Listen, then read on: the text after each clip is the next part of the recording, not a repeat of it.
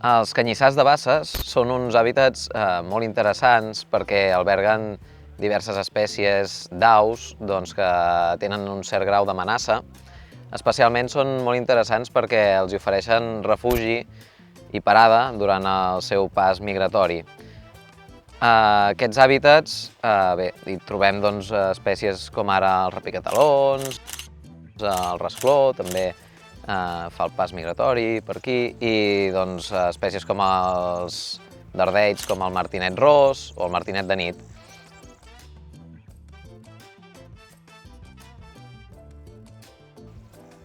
A nivell d'amenaça, aquests hàbitats són sensibles al canvi climàtic, especialment tenint en compte una previsió on hi hauria una disminució del règim hídric, segurament els ser hàbitats que depenen molt del nivell freàtic i de les aigües patirien.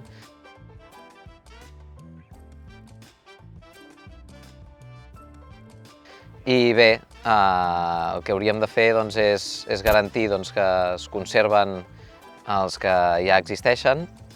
i també el que s'hauria d'intentar és de restaurar els entorns fluvials, totes aquestes